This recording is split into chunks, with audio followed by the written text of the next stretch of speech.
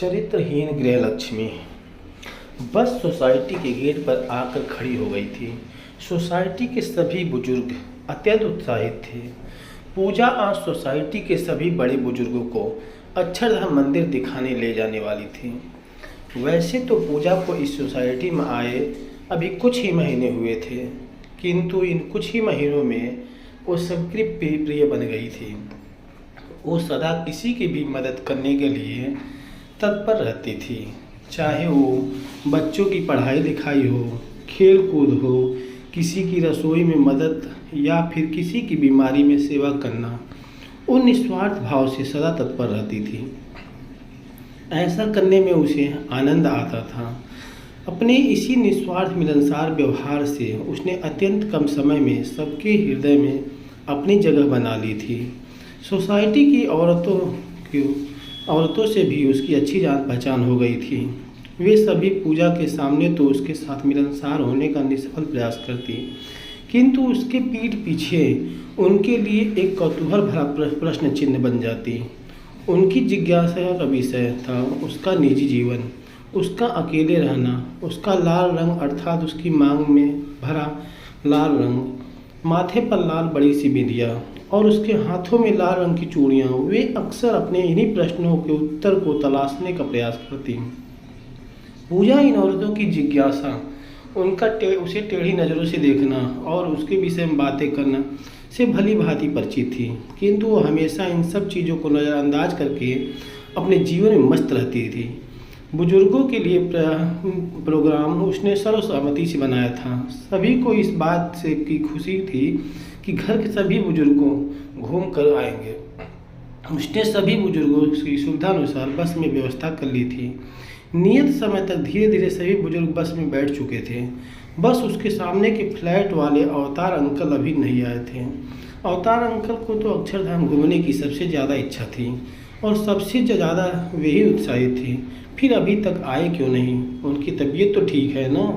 चलो मैं ही उन्हें बुला लाती हूँ। मन ही मन सोचती हुई उनके घर उन्हें बुलाने चली गई। नमस्ते भाभी, वो अवतार अंकल की तबीयत ठीक है ना? उसने विनम्रतापूर्वक उनकी बहू से पूछा। हाँ ठीक है, तुम क्यों पूछ रही हो? उनकी बहू ने अत्यंत बेरुखी से उत्तर दिया। वो दरअसल अंकल अभी तक आए नहीं थे और अक्षरधाम जाने के लिए सिर्फ उन्हीं का इंतजार हो रहा था। इसीलिए बाबूजी तुम्हारे साथ नहीं जाएंगे? क्यों भाभी, क्या हुआ? आप बेफिक्र रहें भाभी, मैं उनका पूरा ध्यान रखूंगी। हमारे साथ हमारी पूरी टीम जाती है, जिसमें डॉक्टर्स भी होते हैं। सभी के खाने पीने का पूरा ध्यान रखा जाता है। बस कह दिया ना कि तुम्हारे साथ नहीं जाएंगे। क्यों भाभी, फिर भी बताइए भाभी, आखिर बात क्या है? उसने बीच में टोकते हुए पूछा। देखो पूजा, हम इसी समाज में रहना है। हम नहीं चाहते कि भविष्य में बातें बने। आप क्या कहना चाहती हैं भाभी? देखो पूजा, एक तो तुम अकेले रहती हो, और क्यों भाभी, अकेले रहना अपराध है क्या? अपराध अकेले रहने में नहीं पूजा, बल्कि तुम्हारी तरह अकेले रहने में है। तुम्हारा ये लाल रंग का श्रृंगार, आज तक तुम्हारे पति को, परिवार को देखा नहीं, और तुम माँ के लिए कब भाभी? आप मेरे चरित्र पर उंगली उठा रही हैं। पति और परिवार का साथ होना या ना होना किसी के चरित्र को परिभाषित नहीं करता, और लाल रंग तो प्रेम का प्रतीक होता है। ये मेरे पति के प्यार का लाल रंग है, मेरे सुरक्षा कवच भी है। भाभी, आज मैं अपने विषय में आपको बता देती हूँ, शायद आपकी भी जिज्ञासा विराम लग जाए। मेरे पति आर्मी में ऑफिसर थे। शादी के कुछ दिन बाद सीमा पर दुश्मनों से लड़ने गए और लड़ते लड़ते अपने देश के लिए शहीद हो गए थे। माँ पापा यह सदमा बर्दाश्त नहीं कर पाए और ससुराल वालों ने मुझे यह कहकर विदा कर दिया कि मेरे पति सदैव अपने देश के लिए सेवा तत्पर रहते थे, और ये देश प्रेम और सेवा भाव मैं उन्हीं से सीखा था। भाभी, मैं सीमा पर जाकर तो नहीं लड़ सकती, किंतु दूसरों की मदद करके और बुजुर्गों के साथ रहकर कुछ प्रकार की सेवाएं कर सकती हूँ।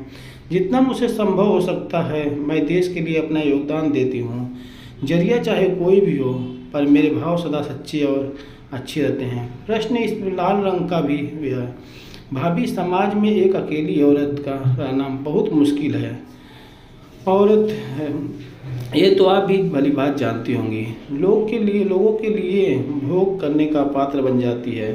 सभी उसे चीर हड़क की निगाहों से देखने लगते हैं। ऐसे में लाल रंग मेरा सुरक्षा करता है और मेरे विवाहित होने का प्रमाण बन जाता है, जिस कारण मैं सुरक्षित रहती हूँ।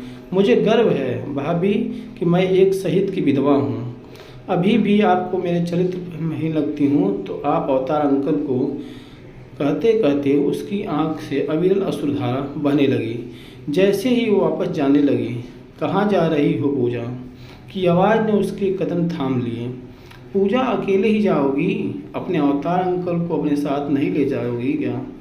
दोनों मुस्कुराने लगी। धन्यवाद दोस्तों, ऐसे ही नई नई कहानियाँ सुनने के लिए चैनल को सब्सक्राइब कीजिए। नमस्कार दोस्तों।